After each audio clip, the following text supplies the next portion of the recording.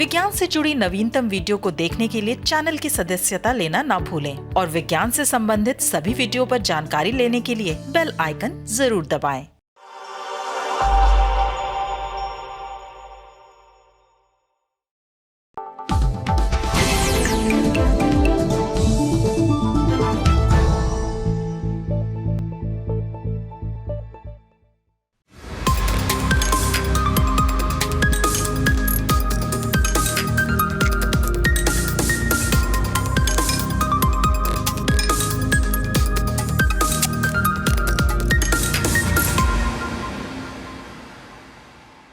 नमस्कार, साइटेक के इस नए अंक में आप सभी का स्वागत है। मैं हूं आपके साथ अंजलि चौहान।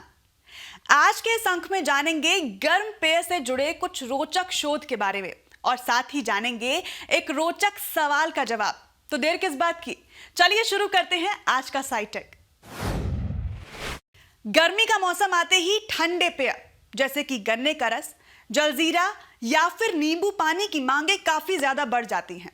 ये पेय पदार्थ हमारे शरीर को न केवल ठंडक पहुंचाते हैं बल्कि गर्मी से भी राहत देते हैं।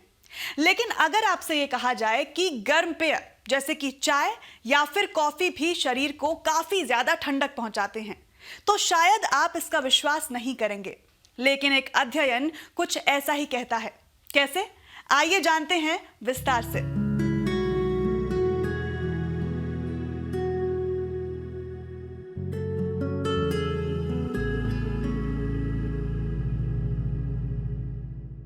जब हम गर्म पेय पीते हैं तो हमारे शरीर की ऊष्मा में इजाफा होता है,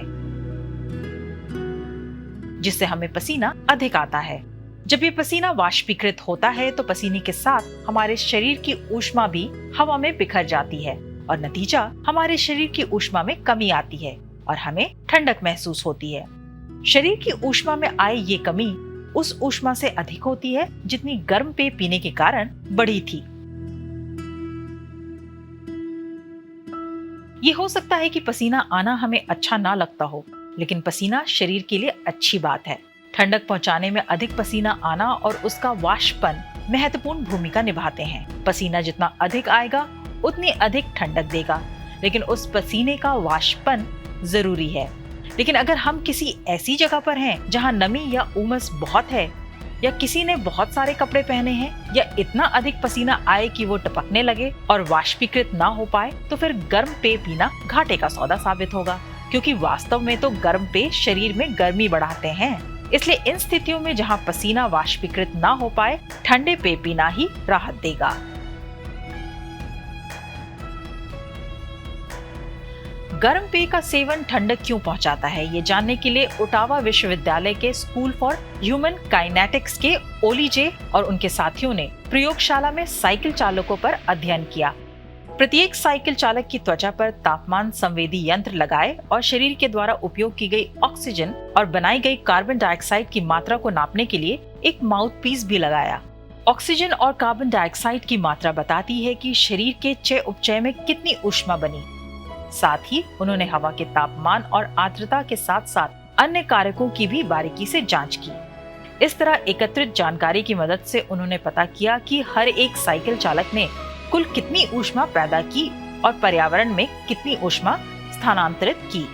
इस अध्ययन में ये पाया गया कि लगभग 50 डिग्री सेल्सियस तापमान पर गर्म पानी पीने वाले साइकिल चालकों के शरीर में अन्य के मुकाबले में कम ऊष्मा थी। वैसे ये अभी पूरी तरह स्पष्ट नहीं है कि गर्म पेय शरीर को अधिक पसीना पैदा करने के लिए क्यों उकसाते हैं, लेकिन शोधकर्ताओं का अनुमान है कि ऐसा करने में गले और मुंह में मौजूद ताप संवेदकों की भूमिका होगी। फिलहाल शोधकर्ताओं की सलाह के अनुसार अगर आप नमी वाले इलाकों में हैं, तो गर्मी में गर्म पानी ना पिएं, लेकिन सूखे रेगिस्तानी इलाकों के गर्म दिनों में गर्म चाय या कॉफी की चुस्की ठंडक पहुंचा सकती है।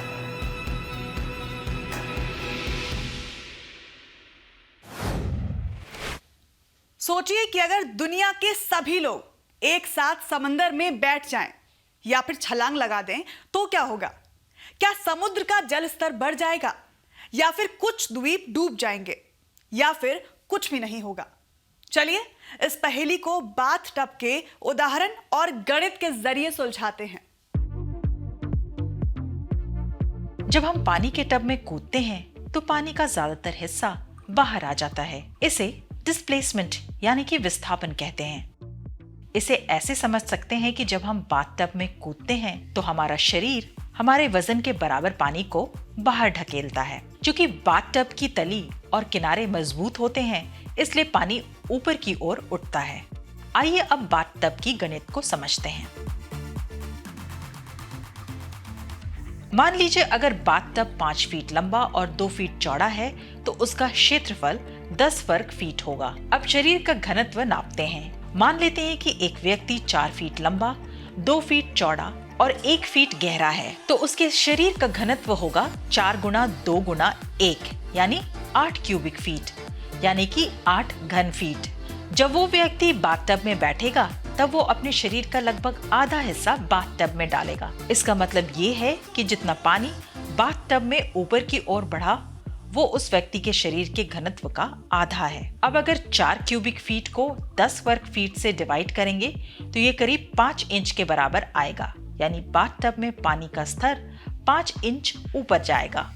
ठीक इसी तरह हमारी धरती पर मौजूद समुद्र विशालकाय बाथटब की तरह ही है। धरती पर 70% तक मौजूद समुद्र करीब 36.25 करोड़ वर्ग किलोमीटर में फैले हैं। दूसरी ओर धरती पर फिलहाल करीब 8 बिलियन यानी कि 800 करोड़ लोगों की आबादी है।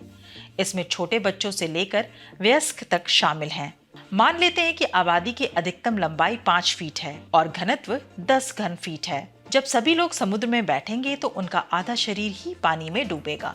अब अगर 800 करोड़ लोग एक साथ समुद्र में बैठें और इसे 5 से गुणा कर दिया जाए तो सभी लोगों का घनत्व हो जाएगा 4000 करोड़ क्यूबिक फीट, यानी सभी लोग 36.2 करोड़ वर्ग किलोमीटर में फैले समुद्र में 4000 करोड़ क्यूबिक फीट का घनत्व जोड़ेंगे। आइए अब जानते हैं कि इससे समुद्र के पानी का स्तर कितना बढ़ेगा।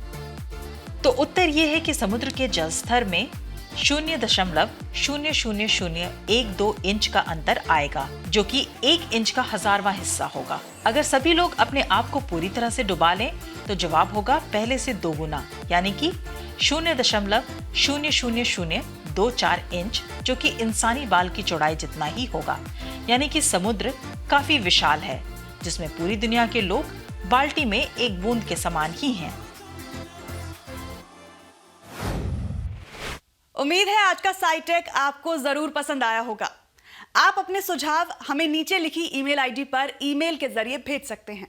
साथ ही इंडिया साइंस के ऐप को फॉलो और सब्सक्राइब करना बिल्कुल भी ना भूलें। तो आज के लिए बस इतना ही। SciTech के एक नए अंक के साथ हम एक बार फिर से आपके सामने हाजिर होंगे। तब तक के लिए इजाजत दीजिए। नमस्कार।